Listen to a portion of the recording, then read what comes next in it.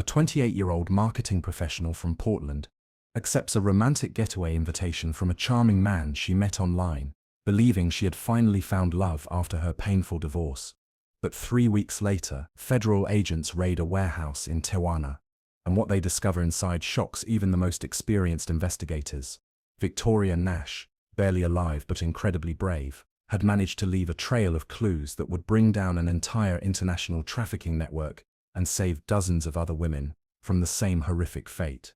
Victoria never imagined that swiping right on a dating app would lead her into the darkest corners of human evil, where trust becomes a weapon and romance becomes a trap. Her story is not just about survival, but about the incredible strength of the human spirit and how one woman's courage turned her worst nightmare into a mission to protect others. Victoria Nash had always been cautious about online dating, but after her divorce was finalized 6 months earlier, her friends convinced her it was time to put herself out there again. At 28, she was a successful marketing professional, living in a cozy apartment in downtown Portland, Oregon. Her marriage to her college sweetheart had ended when she discovered his gambling addiction had drained their savings account. The divorce left Victoria emotionally drained, but determined to rebuild her life. She threw herself into work at Morrison Digital Marketing, where she managed social media campaigns for small businesses. Her colleagues often commented on her infectious laugh and her ability to see the positive side of any situation, even during her darkest days. On a rainy Thursday evening in March, Victoria finally downloaded the dating app her best friend Rachel had been recommending for months. She spent an hour crafting what she hoped was an appealing profile, choosing photos that showed her love for hiking, cooking, and traveling. Within minutes of going live, the messages started pouring in. Most were generic or inappropriate, but one stood out. Adrian Cross had written a thoughtful message about her travel photos, specifically mentioning her trip to Costa Rica the previous year. His profile showed a handsome 32-year-old entrepreneur with dark hair and warm brown eyes. He claimed to own an import-export business and traveled frequently between the United States and Mexico.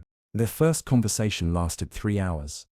Adrian was charming, funny, and seemed genuinely interested in getting to know her.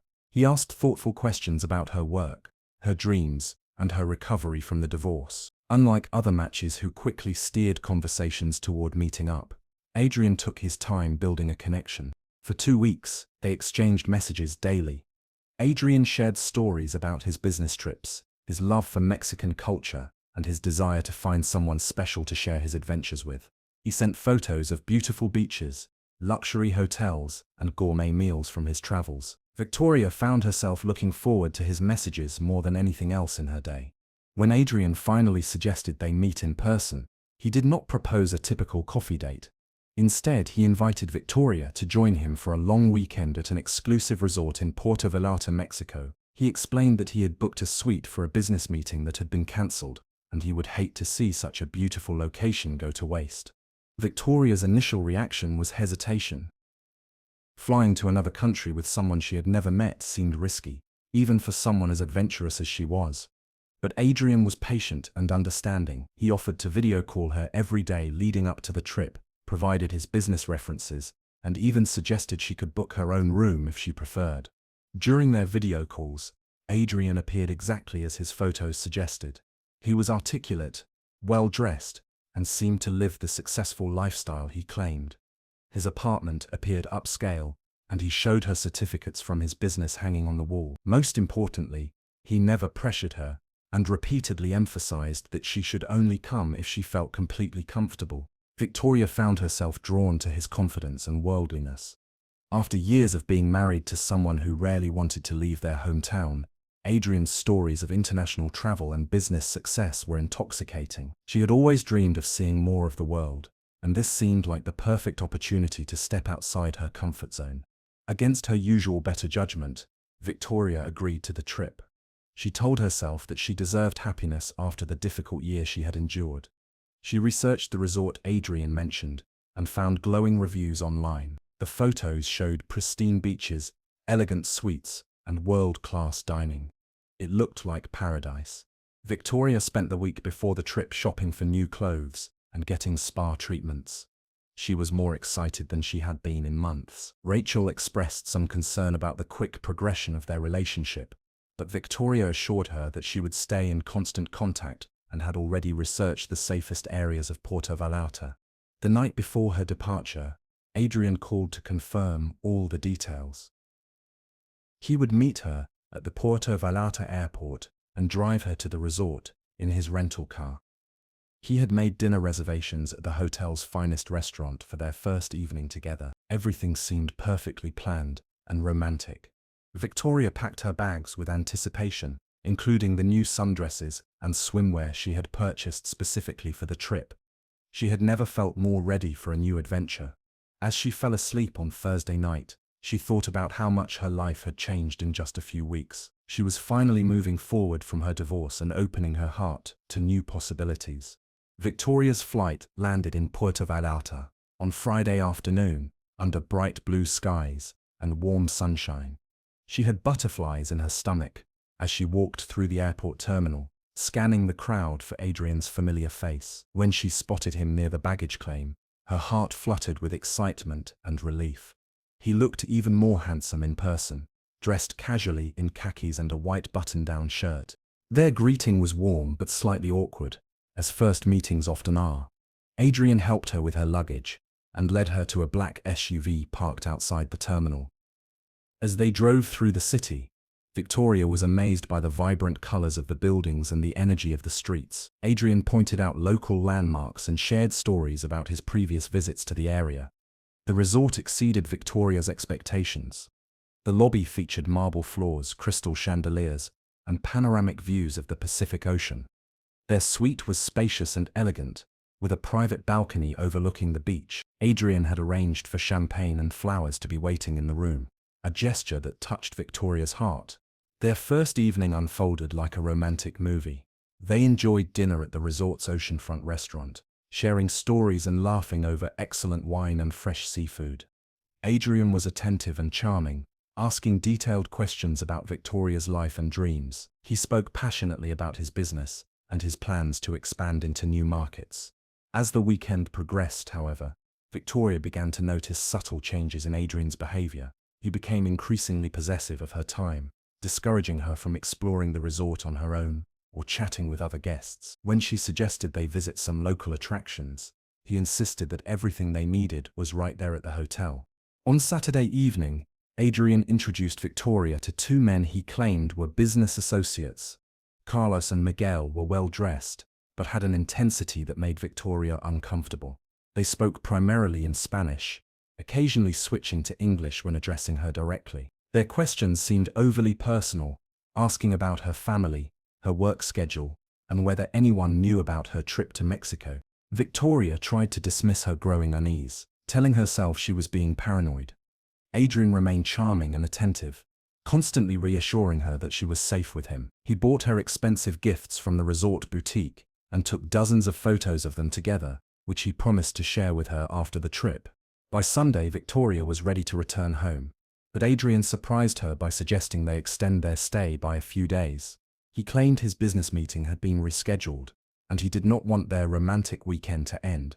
When Victoria explained that she needed to return to work, Adrian became mildly agitated, though he quickly recovered his composure.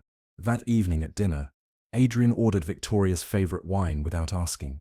She thought it was sweet that he remembered her preferences, but as the meal progressed, she began feeling unusually drowsy. The restaurant seemed to spin slightly, and her words became slurred. Adrian appeared concerned and suggested she might be experiencing altitude sickness or dehydration from too much sun. Victoria barely remembered Adrian helping her back to their suite. She recalled feeling confused and disoriented, unable to walk steadily. Adrian was speaking to someone on the phone in Spanish, his voice urgent and businesslike. The last thing she remembered was lie down on the bed, with Adrian assuring her that she would feel better after some rest. When Victoria wakened, everything had changed. She was no longer in the luxury suite, but in a small windowless room with concrete walls and a single bare light bulb hanging from the ceiling. The air was stale and hot, and she could hear voices speaking Spanish from somewhere nearby. Her designer clothes had been replaced with a simple cotton dress, and her purse, phone, and passport were nowhere to be found. Panic set in, as Victoria realized the horrific truth of her situation. Adrian had drugged her and brought her to this place against her will. When he appeared in the doorway several hours later, his charming demeanor had completely disappeared. He was cold and businesslike, explaining that she now belonged to an organization that would decide her fate. Victoria learned that Adrian was not an entrepreneur, but a recruiter for a human trafficking network that preyed on vulnerable women. The luxury resort, the romantic dinner, and the entire relationship had been an elaborate trap designed to lure her into their operation. Carlos and Miguel were not business associates, but handlers who specialized in moving victims across international borders. Over the following days, Victoria discovered she was being held with 6 other women from various countries. Some had been there for weeks, others for months. They were being prepared for sale to buyers who would force them into various forms of exploitation. The operation was sophisticated and well organized, with multiple locations and an extensive network of corrupt officials who facilitated their activities. Despite the terror of her situation, Victoria refused to give up hope. She began memorizing details about the location, the people involved, and the operation's structure. She noticed that one guard was more sympathetic than the others, and began building a rapport with him, learning that his name was Roberto and that he had family members who had been victims of similar crimes. Victoria also discovered that the facility had poor cell phone signal blocking, and there were brief moments each day when a weak signal could be detected near one particular wall. Using her knowledge of social media marketing, she began devising a plan to get word out about her location and the trafficking operation. 3 weeks after Victoria's disappearance, federal agents received an anonymous tip that led them to a warehouse complex on the outskirts of Tijuana, Mexico. The raid that followed would become one of the largest trafficking busts in recent history, but none of the investigators could have predicted the incredible story of courage and intelligence that made it possible. Victoria Nash had not only survived her captivity, but had managed to orchestrate her own rescue through a series of brilliant and dangerous moves that demonstrated remarkable presence of mind under extreme circumstances. Her background in social media marketing had given her unique skills that proved crucial to bringing down the entire network. During her 3rd week in captivity, Victoria had befriended Roberto, the sympathetic guard who worked the overnight shift. She learned that his younger sister had been trafficked years earlier and never seen again. This personal connection allowed Victoria to slowly gain his trust and eventually convince him to help her send a message to the outside world. Victoria had memorized the account passwords for several of her clients' social media pages from her marketing job. Using Roberto's phone during a 5-minute window when he was distracted, she managed to post cryptic messages on 3 different business accounts that only her colleagues would recognize as distress signals. The messages appeared to be routine marketing content, but contained coded references to her location and situation. Rachel, Victoria's best friend, had been desperately trying to track her down since she failed to return from her trip. Victoria had never provided Adrian's last name or detailed itinerary, making it nearly impossible for authorities to trace her movements. However, Rachel was also a client of Victoria's marketing company and immediately recognized the unusual posts on her bakery's social media account. The coded messages referenced a special delivery to the warehouse district near the Twin Towers, which Rachel correctly interpreted as referring to 2 distinctive radio towers visible from the Tijuana facility. Victoria had also included a reference to celebrating 21 days of success, indicating how long she had been held captive. Working with Portland police and FBI agents, Rachel helped decode the messages and coordinate with Mexican authorities. The investigation revealed that Adrian Cross was actually Adrian Cruz, a wanted fugitive with connections to trafficking organizations across 3 countries. His dating profile and entire persona had been carefully constructed to target educated, recently divorced women who were emotionally vulnerable. The raid on the warehouse complex rescued Victoria and 11 other women who were being held in various stages of the trafficking process. Some had been there for over 6 months, while others had arrived just days before the rescue. The operation also uncovered detailed records of the organization's activities, including client lists, financial transactions, and communication networks that spanned multiple continents. Victoria's condition when found shocked even experienced rescue workers. Despite weeks of captivity and psychological torture, she had maintained detailed mental notes about the operation's structure, key personnel, and methods. She had memorized license plate numbers, overheard phone conversations, and observed shipping schedules that provided investigators with crucial intelligence. Most remarkably, Victoria had used her marketing skills to create a mental map of the trafficking network's social media presence. She identified fake profiles used by recruiters, documented their targeting methods, and even traced connections between seemingly unrelated accounts across multiple platforms. This intelligence proved invaluable in dismantling the broader network. The rescue operation led to the arrest of 23 individuals, including Adrian Cruz, Carlos, Miguel, and several high-level organizers who had never been identified by law enforcement. Federal prosecutors later described it as the most significant trafficking bust in the region's history, with the potential to save hundreds of future victims. Victoria's clever use of social media to communicate her location also exposed weaknesses in the Traffickers' security protocols. The organization had invested heavily in physical security measures, but had overlooked the possibility that a victim might use their guards' personal devices to send coded messages through legitimate business accounts. Roberto, the guard who had helped Victoria, was offered witness protection in exchange for his testimony against the organization. His cooperation provided additional details about the network's operations and helped authorities understand how the group had operated undetected for so long. His decision to help Victoria ultimately saved not only her life, but potentially dozens of other women who might have become victims. The investigation revealed that Victoria's case was part of a sophisticated operation that had been active for over 5 years. The group specifically targeted women through dating apps, social media platforms, and professional networking sites. They used psychological profiling to identify vulnerable targets and employed trained manipulators like Adrian to build trust before luring victims into dangerous situations. Federal agents discovered that the organization maintained detailed files on potential victims, including psychological assessments, financial records, and social connections. Victoria's file showed that she had been selected specifically because of her recent divorce, limited family connections, and tendency to trust others. The predators had studied her social media activity for weeks before Adrian made contact.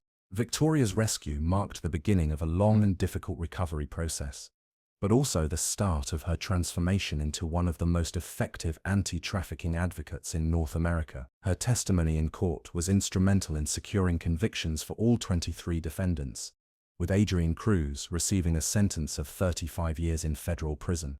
The legal proceedings took nearly 2 years to complete, during which Victoria had to relive her traumatic experience multiple times in courtroom testimony. However, she approached each appearance with the same determination and intelligence that had saved her life during captivity. Prosecutors noted that her detailed recollections and technical understanding of the trafficking operation were crucial to building their cases. Victoria's marketing background proved invaluable in understanding how traffickers use social media and online platforms to target victims. She worked closely with federal investigators to develop new protocols for identifying and disrupting online recruitment activities. Her insights led to changes in how dating apps and social media companies monitor for suspicious activities and protect vulnerable users. During her recovery, Victoria discovered that her survival skills and analytical abilities were not accidents, but reflections of an inner strength she had never fully recognized. The same creativity that made her successful in marketing had enabled her to find ways to communicate with the outside world, even under the most restrictive circumstances. Her ability to read people and build relationships had allowed her to gain Roberto's trust and sympathy. 6 months after her rescue, Victoria made the decision to leave her marketing career and dedicate her life to helping other trafficking survivors and educating the public about online safety. She founded the Nash Foundation, a non-profit organization that provides support services to trafficking survivors and conducts educational programs about digital safety and healthy relationships. The Foundation's signature program is a workshop series called Trust Your Instincts, which teaches participants how to recognize manipulation tactics, conduct background research on potential romantic partners, and maintain safety protocols when meeting people online. Victoria personally leads many of these workshops, sharing her story to help others avoid similar dangers. Victoria also works directly with technology companies to improve safety features on dating apps and social media platforms. Her recommendations have led to the implementation of new verification systems, improved reporting mechanisms, and better educational resources for users. Several major platforms now include warning messages about romance scams and trafficking risks based on Victoria's research. 3 years after her rescue, Victoria married Dr. Kevin Walsh, a trauma counselor she met during her recovery process. Kevin had been working with trafficking survivors for over a decade and understood the unique challenges Victoria faced in rebuilding her life. Their relationship developed slowly and was built on mutual respect, shared values, and complete transparency about their backgrounds and intentions. Victoria often speaks about how her experience, while traumatic, taught her valuable lessons about resilience, intuition, and the importance of community support. She credits her survival not only to her own intelligence and determination, but also to the network of people who refused to give up searching for her, particularly her friend Rachel, who recognized the coded social media messages. The Nash Foundation has now helped over 300 trafficking survivors rebuild their lives through counseling services, job training programs, and legal advocacy. Victoria's story has been featured in documentaries, news programs, and educational materials used by law enforcement agencies around the world. She has testified before Congress about the need for stronger anti-trafficking legislation and improved victim services. Victoria's case also led to significant changes in how missing persons cases are handled when they involve international travel and online relationships. Law enforcement agencies now have better protocols for tracking victims across borders and working with technology companies to trace digital communications. The cooperation between American and Mexican authorities in Victoria's case became a model for future international trafficking investigations. Today, Victoria continues to travel extensively, but now her journeys are focused on speaking engagements, survivor support visits, and consulting work with organizations fighting human trafficking. She has visited over 40 countries to share her story and help develop local anti-trafficking programs. Her message is always one of hope, empowerment, and the importance of trusting one's instincts. Victoria's story serves as a powerful reminder that traffickers often appear charming and trustworthy, using sophisticated psychological manipulation to exploit their victims' natural desire for love and connection. Her survival demonstrates that even in the darkest circumstances, human ingenuity and determination can overcome seemingly impossible odds. The most important lesson from Victoria's experience is the critical importance of maintaining connections with trusted friends and family members, especially when entering new relationships or traveling to unfamiliar places. Her rescue was only possible because Rachel recognized her coded messages and refused to give up the search, highlighting how community support networks can literally save lives. For anyone using dating apps or meeting people online, Victoria emphasizes the importance of conducting thorough background research, meeting initially in public places, informing trusted friends about plans and locations, and most importantly, trusting instincts when something feels wrong. She reminds audiences that real love develops gradually and does not require immediate grand gestures or isolated romantic getaways with virtual strangers. Victoria Nash's journey from victim to survivor to advocate demonstrates the incredible power of the human spirit to transform trauma into purpose. Her foundation continues to grow and help more survivors each year, ensuring that her terrifying experience serves to protect countless others from similar dangers. If you found Victoria's story of survival and courage inspiring, please share this video with anyone who might benefit from learning about online safety and trafficking awareness. Consider subscribing to our channel for more true survival stories that highlight human resilience and the importance of never giving up hope. Together we can help protect vulnerable people from those who would exploit their trust and dreams of finding love.